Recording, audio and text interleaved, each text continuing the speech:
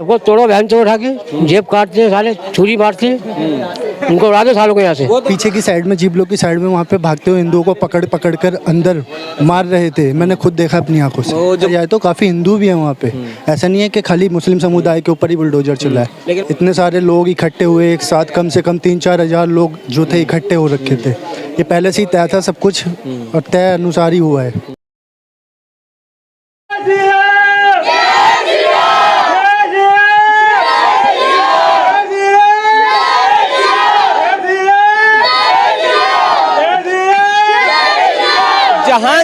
जहांगीरपुरी के जी ब्लॉक में इस वक्त हम खड़े हैं और हमारे पीछे आप देखिए कि जी ब्लॉक के लोग किस तरीके से जश्न मना रहे हैं। जो सरकार ने बुलडोजर चलाया है, एमसीडी का जो बुलडोजर मस्जिद के बाहर चला है, उसके बाद की हम आपको तस्वीरें दिखा रहे हैं। ये सीधे जी ब्लॉक की तस्वीरें हैं जहां पर लोग नारे लगा रहे हैं, जय श्री राम के नारे लगा रहे हैं। क्या नाम है भैया? चाचा मुकेश। अभी हम देख रहे हैं कि यहाँ पर लोग जय श्री राम का उद्घोष कर रहे हैं, नारे लगा रहे हैं। तो ये क्या एमसीडी का जो कार्रवाई हुई है मस्जिद के बाहर, उसका जश्न बन रहा है? सही है, बढ़िया हुआ है। क्या कहते हैं? बहुत बढ़िया हुआ है, सब तोड़ो फोड़ो जो भी है। हाँ। बस बहुत बहन चोर खुद मचा रखे हैं आजकल। सबको तोड़ो बहन चोर उठा के जेब काटते हैं, साले छुरी मारते हैं, उनको उड़ा दो सालों को यहाँ से। वो तो आरोप लगाते हैं कि मस्जिद में भगवा झंडा लहराने की कोशिश की गई, इसके बाद दंगा भड़क गया। ये सब झूठ है जी, ये सब झूठ है। किसी ने कोई झंडा नहीं लड़ाया लोगों ने। 2 ब्लॉक सबसे ज्यादा फेमस रहे जहांगीरपुरी हिंसा में। जहांगीरपुरी की हिंसा जब होती है तो 2 ब्लॉकों का नाम सबसे ज्यादा लिया जाता है, एक सी ब्लॉक का और दूसरा आपके जी ब्लॉक का, जहां पर इस समय हम खड़े हैं। तो क्या लगता है कि जी ब्लॉक के लड़कों की भूमिका रही है उस दंगे में? ऐसा कुछ नहीं है जी, ये सब झूठ है, अफवाह है, सब बेकार की बातें हैं सब। हाँ। क्या नाम है भाई? विशाल नाम है मेरा। विशाल जी, 16 तारीख को हिंसा के बाद आपको क्या लगता है कि जी ब्लॉक के कुछ लोगों को गिरफ्तार भी किया गया और 2 नाम सबसे ज़्यादा फेमस रहे, सी ब्लॉक और जी ब्लॉक। तो क्या भूमिका रही जी ब्लॉक की उस हिंसा में? जी ब्लॉक की कोई भूमिका नहीं रही थी। शांतिपूर्ण तरीके से हम यात्रा निकाल रहे थे वहाँ से, और ऊपर से मस्जिद के ऊपर से पथराव हुआ था सबसे पहले। उससे पहले पीछे की तरफ से अंसार नाम का व्यक्ति है जो, वो आकर कुछ लोगों से बहसबाजी करता है, और बहसबाजी के बाद में थोड़ी सी कहासुनी हो जाती है और आगे मस्जिद की तरफ से पत्थर बरसने लगते हैं। उसको देखते हुए काफ़ी हिंदू लोग जो है वो भागने लगते हैं। भागते हुए सी ब्लॉक के चौराहे की तरफ से कुछ लोग आते हैं और काफ़ी पत्थर, तलवार, उनके हाथ में बहुत सा सामान था जो कि वो हिंदुओं पे हमला कर रहे थे। और पीछे की साइड में, जी ब्लॉक की साइड में, वहाँ पे भागते हुए हिंदुओं को पकड़ पकड़ कर अंदर मार रहे थे। मैंने खुद देखा अपनी आंखों से। वो जो मस्जिद वाली लाइन थी उस गली की बात कर रहे हैं? हाँ जी, मस्जिद वाली नहीं, मस्जिद की बैक साइड में भी काफ़ी हिंदुओं को पकड़ के मारा गया है। मैं खुद वहाँ से भाग रहा था और भागते हुए मेरे भी पत्थर लगे थे, काफ़ी चोट है कंधे पे। तो ये जो दंगा हुआ, आपको लगता है कि एक रणनीति के तहत हुआ, साजिश थी इन लोगों की? रणनीति तो थी सर, इतने सारे पत्थर वरना छतों पे कैसे आ जाते। इतने सारे लोग इकट्ठे हुए एक साथ, कम से कम 3-4 हज़ार लोग जो थे इकट्ठे हो रखे थे। ये पहले से ही तय था सब कुछ और तय अनुसार ही हुआ है जो भी हुआ है।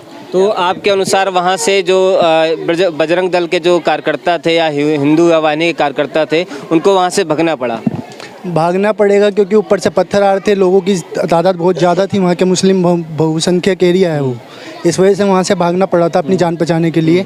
काफ़ी लोग मूर्ति के पास थे, उनको भी काफ़ी चोट आई है क्योंकि मूर्ति पर भी हमला किया गया है। हनुमान जी की मूर्ति को भी तोड़ा गया है, खंडित कर दिया गया उसे। अच्छा, तो ये बताइए, आज तो सरकार का बुलडोजर वहाँ पे नज़र आता है, 9 से 10 बुलडोजर जाते हैं और एमसीडी ये जवाब देती है कि जो अवैध निर्माण है केवल वही ढहाए गए हैं, जबकि इसके अलावा जो विपक्ष है वो लगातार ये कह रहा है कि विशेष जाति समुदाय के खिलाफ ही केवल कार्रवाई की गई है और सरकार पे एक तरह का आरोप भी लगा रहे हैं कि इस तरह की कार्रवाई गलत है।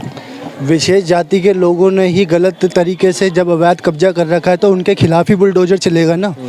अब ये तो है नहीं कि धर्म देख के कार्रवाई हो रही है। वहाँ पर काफ़ी लोग, हिंदुओं की भी दुकानें थी जो तोड़ी गई है। ठीक से देखा जाए तो काफ़ी हिंदू भी हैं वहाँ पे, ऐसा नहीं है कि खाली मुस्लिम समुदाय के ऊपर ही बुलडोजर चला है। लेकिन वहाँ की महिलाओं से जब हम बात करते हैं, वहाँ के लोगों से जब हम बात करते हैं तो वो कहते हैं केवल एक विशेष समुदाय को ही टारगेट किया जा रहा है। ऐसा कुछ नहीं है, दोनों समुदायों के खिलाफ में कार्रवाई हो रही है और कार्रवाई सबके खिलाफ ही हो रही है। अरेस्ट हिंदू के भी हुए हैं और मुस्लिम के भी हुए हैं। कार्रवाई एक तरफा नहीं हो रही, दोनों तरफा ही हो रही है। वो कह रहे हैं कि जब हमने जोर जबरदस्ती करी उसके बाद पहले तो केवल मुसलमानों की ही गिरफ्तारी हो रही थी, उसके बाद जाके फिर थोड़ा सा एक्शन लिया गया हिंदुओं के ऊपर। ऐसा कुछ नहीं है, पहले ही हिंदुओं के 2 लोग धर लिए गए थे, उसके बाद धीरे धीरे जैसे जैसे चेहरे सामने आए, वीडियो खंगाले गए, उसके बाद ही हिंदुओं को भी कार्रवाई की गई है उनके खिलाफ। वहाँ पे जो महिलाएं हैं, जब हम महिलाओं से बात करते हैं तो उनका ये कहना होता है कि हम 30-40 सालों से यहाँ पर रह रहे हैं, लेकिन लोग हमको बांग्लादेशी मुसलमान बता रहे हैं। वो बता रहे हैं कि रोहिंग्या से आप आए हैं, आप वापस चले जाइए। वो कहते हैं कि ये जितना देश आपका है, ये देश हमारा भी उतना ही है। इस तरह के आरोप, इस तरह की बातें आज निकल कर सामने आई वहाँ पर। अगर वो 30-40 साल से रह रहे तो हम भी 15-20 सालों से रह रहे, हमने तो ऐसा उनको कभी देखा नहीं। अगर रह रहे होते तो हम देखते तो उन्हें, बट हमने उनकी शक्ल ही पहली बार देखी थी सबकी। जो पत्थर फेंक रहे थे उनकी शक्ल ही पहली बार देखी थी हमने। ऐसा कुछ नहीं है, कुछ लोग यहाँ के थे, बाकी कुछ बाहर से भी आए लग रहे थे। अच्छा, असलम का नाम सामने आया, उसके बाद सोनू शेख का भी नाम सामने आया। असलम के परिवार वालों से जब हम बात करते हैं, जाते हैं, तो वो बताते हैं कि असलम तो वहाँ पे थे ही नहीं, असलम कहीं और थे और असलम के ऊपर जो आरोप है वो गलत है। सोनू शेख के परिजनों से बात करते हैं, उनकी गली में जाते हैं तो वहाँ कहते हैं कि सोनू शेख बिल्कुल निर्दोष है, वो वहाँ पे उपस्थित ही नहीं था। इस तरह के परिजन उनके बोलते हैं। परिजन वाले तो अपने घर के बच्चे को बचाना ही चाहेंगे। वहाँ साफ वीडियो में दिखाया गया, सोनू शेख जो नाम का व्यक्ति है वो पिस्टल चलाता हुआ नज़र आया है। अब वीडियो तो झूठ बोलेगी नहीं, वीडियो में साफ सबके चेहरे देखे गए हैं, तभी पुलिस ने उन्हें अरेस्ट किया है।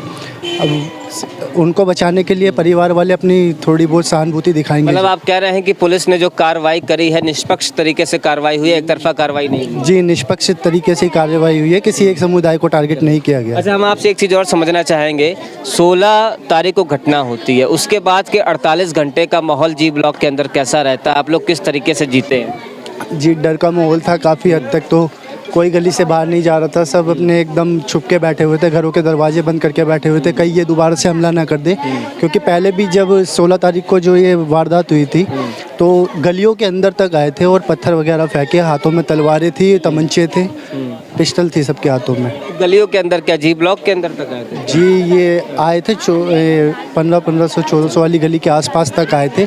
थोड़े बहुत पुलिस प्रशासन आया है, तब जाकर ये थोड़ा अपनी सी ब्लॉक की साइड गए हैं। अच्छा, ये थी जहांगीरपुर की जी ब्लॉक की जनता, जिसने हमें सब कुछ बताया कि 16 तारीख की शाम को क्या हुआ, उसके बाद 48 घंटे की स्थिति यहाँ पर कैसी रही, एमसीडी के कार्रवाई के बाद क्या यहाँ पर माहौल है, ये जानने के लिए हम जी ब्लॉक के अंदर जब घुसते हैं तो हमको यहाँ पर काफ़ी रौनक नज़र आती है और सब कुछ सामान्य सा नज़र आ रहा होता है। तो आपको हमारा ये वीडियो कैसा लगा हमें ज़रूर लिखकर बताइएगा। हमने आपको दोनों पक्षों की चीज़ें सुनाई हैं, दिखाई भी हैं। हम सी ब्लॉक के अंदर भी गए थे, वहाँ से भी हमने आपको ग्राउंड रिपोर्टिंग दिखाई थी और आज हम जी ब्लॉक के अंदर आकर आपको ग्राउंड रिपोर्ट दिखा रहे हैं। जो ज़मीन की हकीकत है, जो ज़मीनी हकीकत है, वो हम आपको दिखा रहे हैं। नमस्कार, मैं जितेश सिंह चौहान और आप देख रहे हैं भारत एक नई सोच, कैमरामैन उज्जवल सिंह के साथ। हमारे वीडियो का नोटिफिकेशन पाइए सबसे पहले हमारे ऐप से। हमारे ऐप को प्ले स्टोर से डाउनलोड करने के लिए डिस्क्रिप्शन में दिए गए लिंक पर जाइए और हमारे ऐप को इंस्टॉल करिए, क्योंकि ये बिल्कुल फ्री है।